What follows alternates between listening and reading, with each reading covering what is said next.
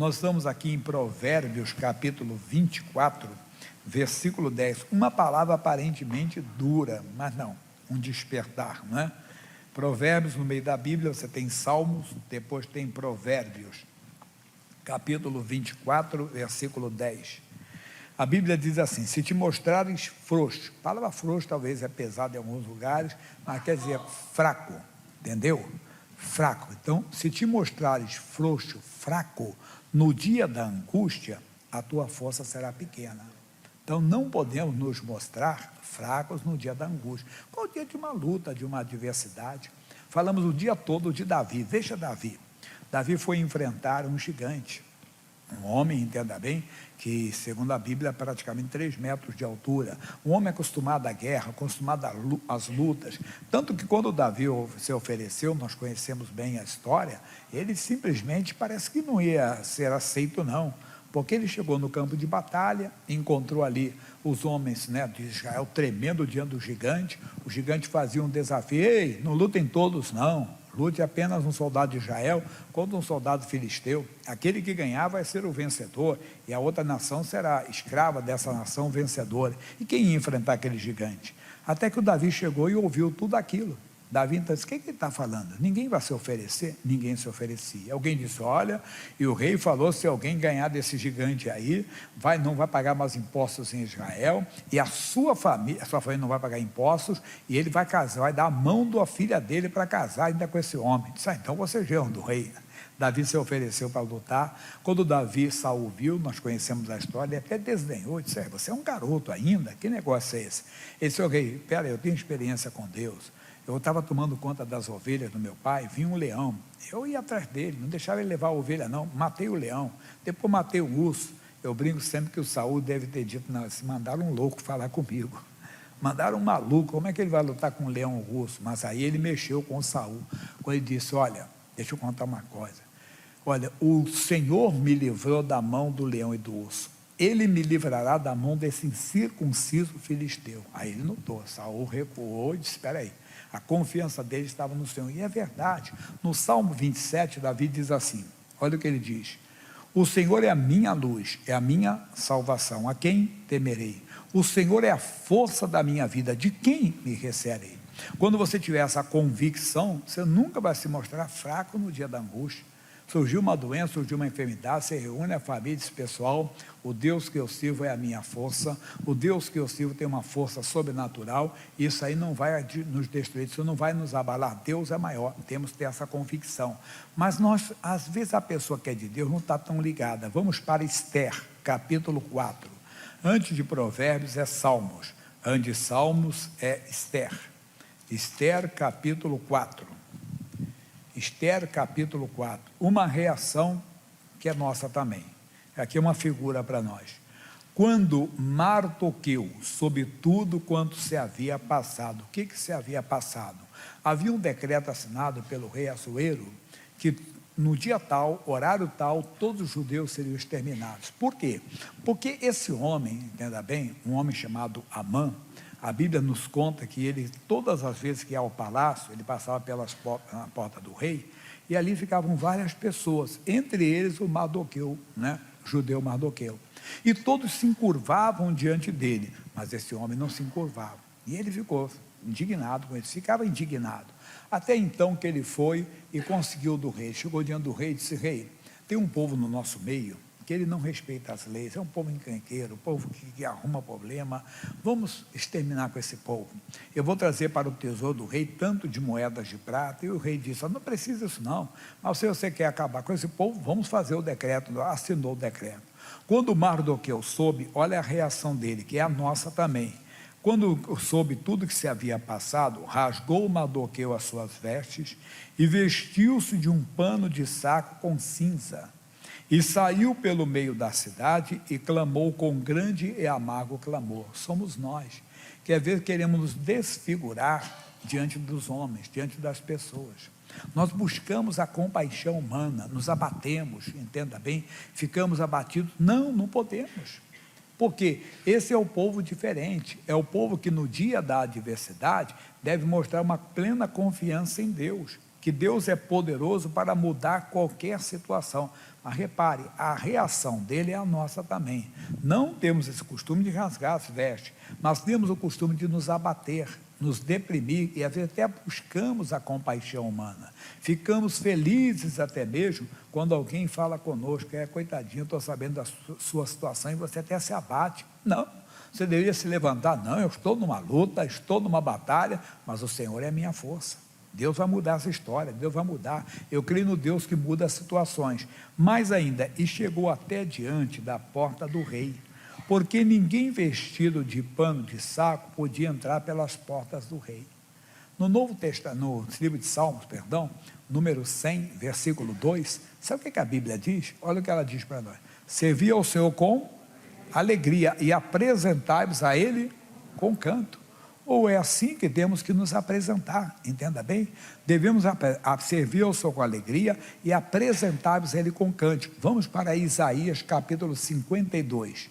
Ele diz assim: desperta, desperta, veste da tua fortaleza, ó Sião, veste das tuas vestes formosas, ó Jerusalém, cidade santa, porque nunca mais entrará em ti nem circunciso, nem imundo. Então nós temos que despertar. Quando enfrentamos uma luta, quando enfrentamos uma adversidade, não devemos ficar com aquela carinha de abatidos, entenda? Deprimidos, mostrando a todo mundo que estamos enfrentando uma luta. Não, devemos nos vestir de vestes formosas. O que é isso?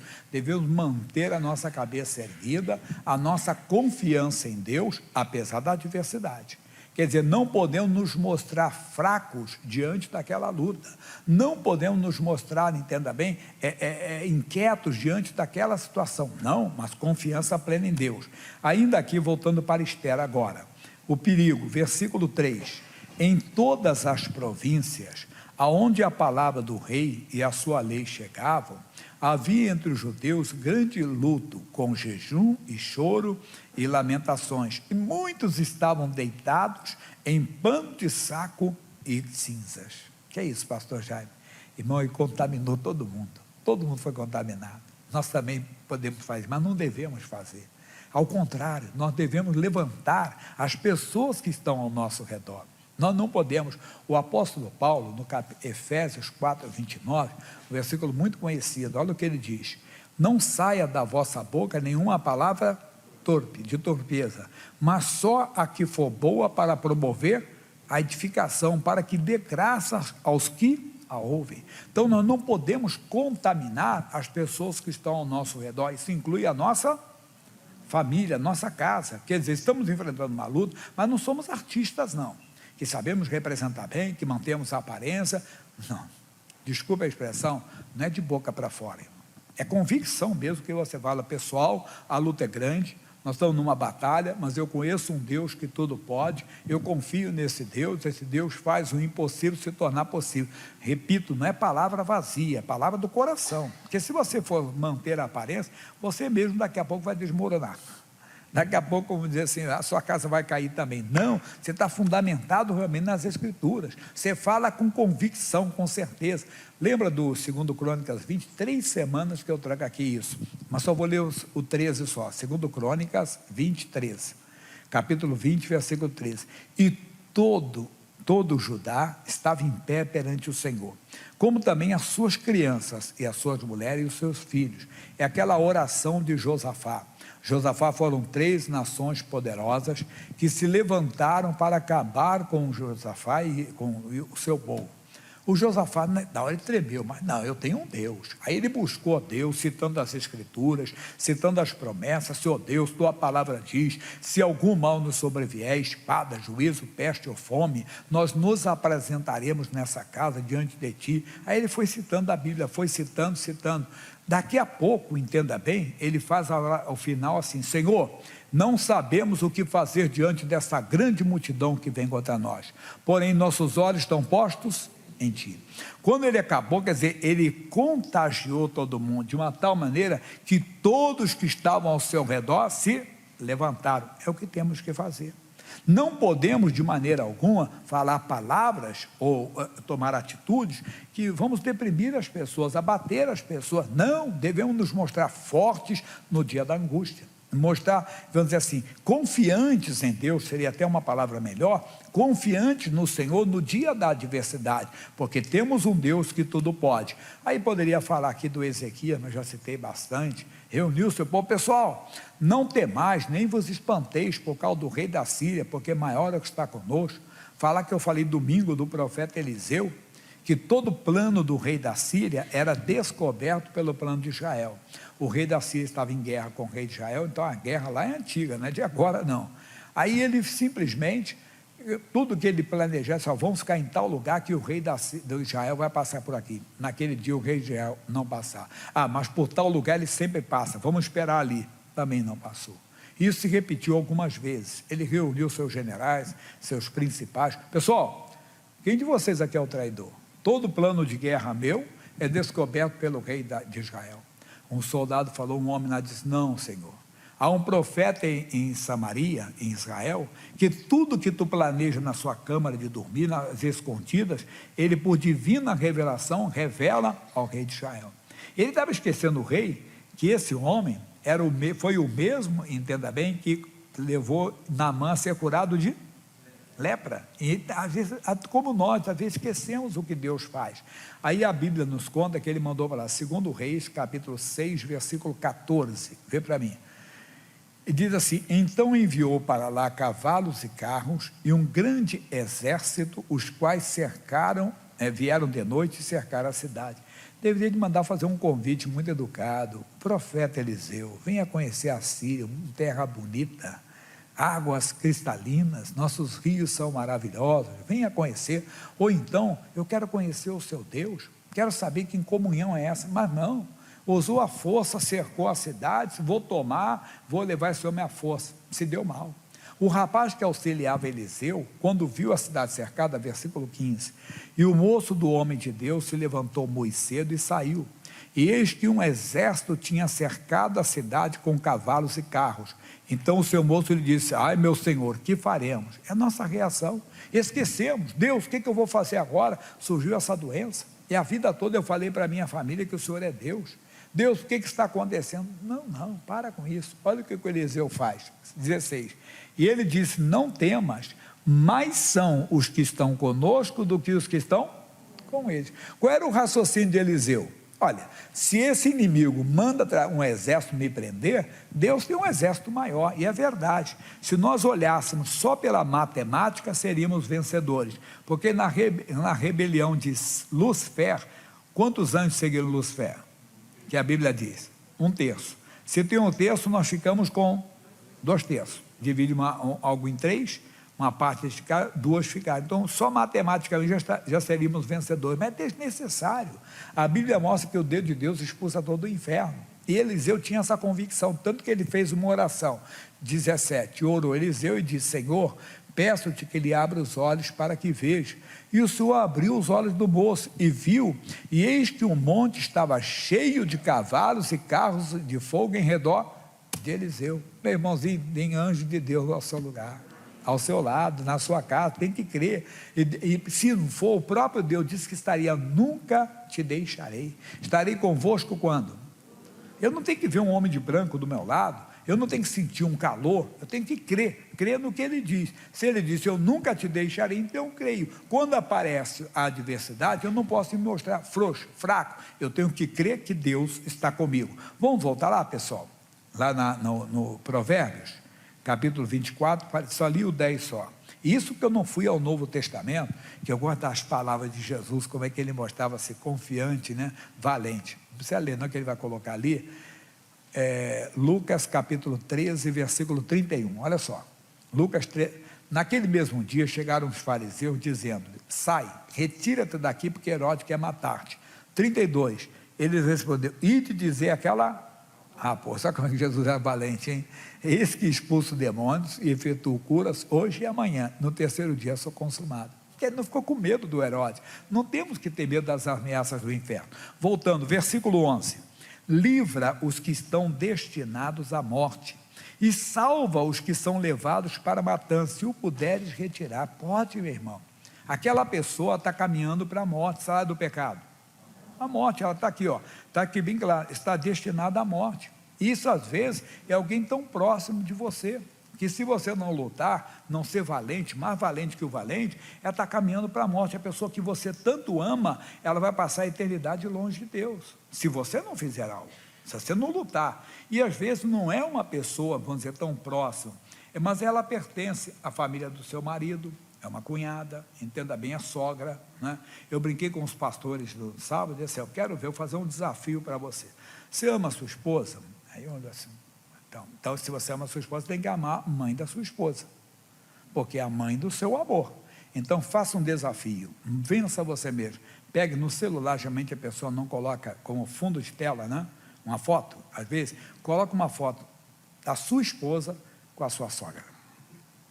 E quando alguém diz: mas quem é essa aqui? É sua mãe? Não, essa aqui é a mãe do meu amor. Vai lá e coloca. Mas voltando à seriedade, às vezes você tem que lutar por ele.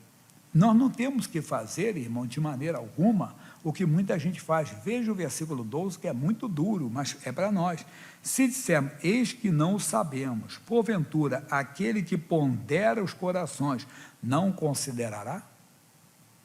Você sabe que aquela pessoa está doente, ou aquela pessoa cometeu um erro. É aquele homem que casou com a sua filha, ou aquela mulherzinha que casou com o seu filho, e agora ela tropeçou na vida, e talvez você está feliz com isso. Que é isso? Ah, porque eu sabia que ela não valia. Não, você deve agora chorar diante de Deus, Deus, que ela se arrependa, que meu filho deu perdão, que ele se arrependa, entenda bem, que minha filha deu perdão, que ela se arrependa e o meu irmão deu perdão, entenda, mas às vezes não fazemos isso. Pelo contrário, estamos torcendo até que alguma coisa aconteça com aquela pessoa. Não, ou que ela ficou doente, e ela fez você chorar no passado, ela fez você sofrer no passado, e agora sabe que você está feliz, porque soube que ela sofreu um acidente, e você diz: não, eu não estou feliz, mas foi a mão de Deus. Foi a mão de Deus, não foi do diabo, irmão.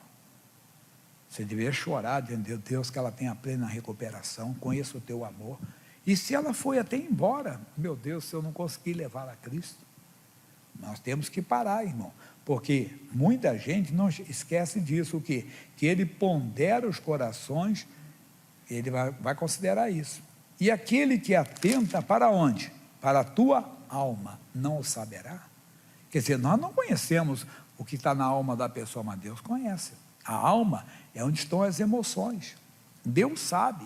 Então nesse dia seja valente. Valente como? Não é medo do diabo, não. Valente para vencer a você mesmo, vencer o seu passado, vencer suas emoções, entenda? Vencer até os seus desejos, que até esse desejo, não, Deus, eu quero que essa pessoa se recupere, eu quero que ela seja salva. Repito, alguém que fez você chorar, alguém que falou mal de você, alguém que nunca gostou de você, você tem que mostrar.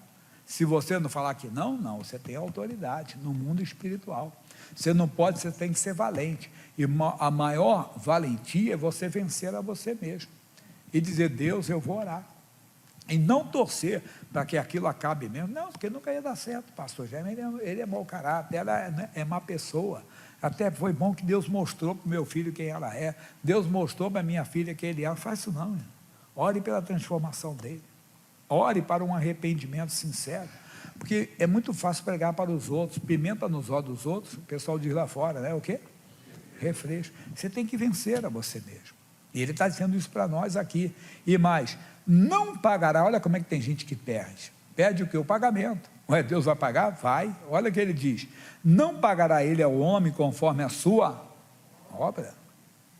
É que Deus não vai trazer castigo para você, não, mas você não vai receber a recompensa, porque você seria recompensado se você orasse. Lembra do Jó? Quando ele orou pelos seus 3 amigos que o importunaram, que o caluniaram, que falaram mal dele à vontade, que o acusaram de tudo quanto é tipo de pecado, tudo quanto é tipo de mal. O Jó teve tudo mudado, recebeu a recompensa quando ele orou pelos seus amigos. Você está perdendo o pagamento de Deus. Quando você não consegue vencer a você mesmo, lute no mundo espiritual, orando pela família do seu marido, da sua esposa, orando pela família do seu filho, da sua filha, do seu irmão, que é a família da sua cunhada, que talvez faz até seu irmão chorar. Não torça pela tragédia na vida deles, torça pela conversão deles. Você vai ser valente, você vai se mostrar frouxo não, forte, vencendo você mesmo, eu vou fazer a vontade de Deus. Deus quer que essa família seja salva, eu também quero. Deus quer salvar essa família, eu também quero salvar. Você vai vencer. Pode ter certeza disso. Não esqueça de Gálatas 6, 7. O que diz Gálatas, capítulo 6, versículo 7? Hoje é dia de mudanças. Amigo, o povo de Deus é o povo diferente. Se não houver diferença, não é povo de Deus.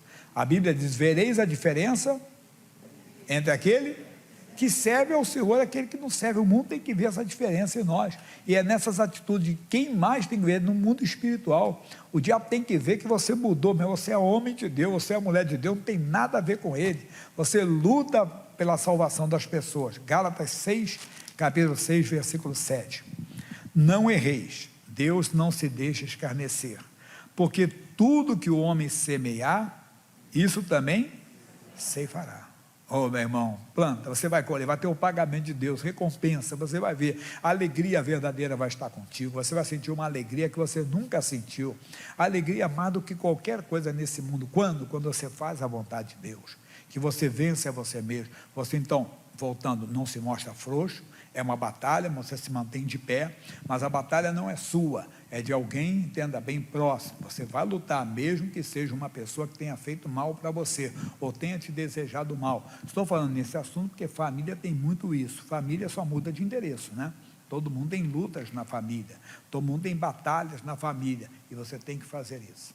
Mostrar que é diferente, que você está semeando o que Deus colocou no seu coração. Você vai receber a recompensa dele, vai sentir a alegria verdadeira. Mas deixa eu ler um pouquinho mais. 8.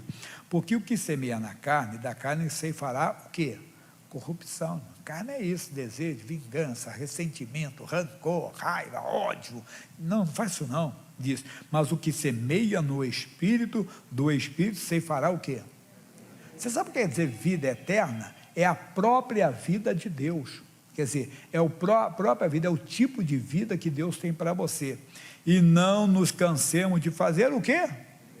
O bem, porque a seu tempo ceifaremos, vamos colher, se não houvermos desfalecido. Ah, pastor, eu já fiz isso, mas a pessoa me aprontou de novo. Tudo bem, mas você continua fazendo o bem, continua, não se canse, você vai ter a recompensa de Deus. Terminando. Então, enquanto temos tempo, façamos o bem a todos, mas principalmente aos domésticos da fé, e vai valer para você.